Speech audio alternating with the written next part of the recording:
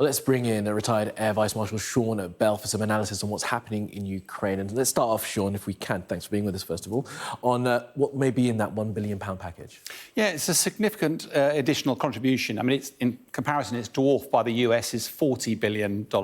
But the UK is the second largest contributor, so it is significant. The UK to date has been supplying 120 armoured vehicles, over 5,000 NLAW anti-tank weapons, which have had such a decisive effect, and the multi-launch rocket system shown here. The latest package is sophisticated air defence systems. It's also some drones, unmanned air vehicles, which are the eyes and the ears over the battlefield. They can also carry munitions and therefore do precision strike. They're talking about electronic warfare. They probably mean things like GPS jammers and stuff like that, and thousands of additional material, probably clothing and stuff like that.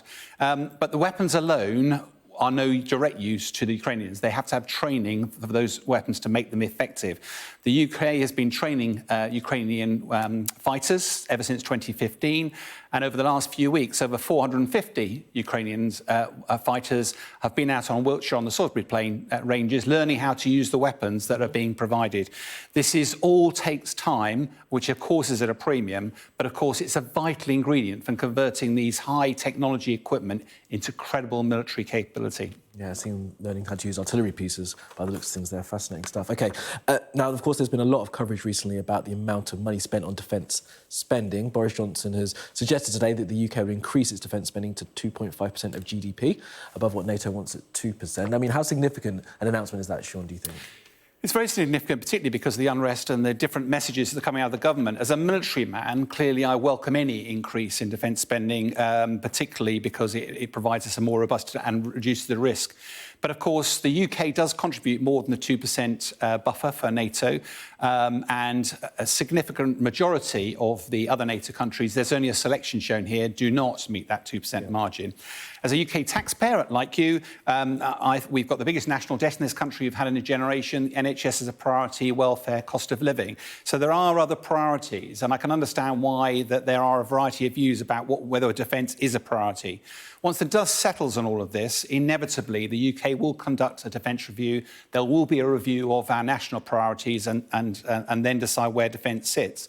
Interestingly, though, the Prime Minister has announced a rise to 2.5% for GDP for NATO, but he has specifically said by 2030. And what he's done by that is buy some time for the dust to settle. Yep. In the near term, of course, NATO is a team sport, and membership of NATO carries significant benefits. And what we need to see is those nations that are not yet paying their premium paying up. Yeah, perhaps they will cough up the rest that they should be paying towards NATO. And finally, let's look at the fighting on the ground then, because there's been some activity around Snake Island. That's, of course, in the south, in the just off the city of Odessa, as we can see it there. And just tell us what's been happening around Snake Island in the past few days.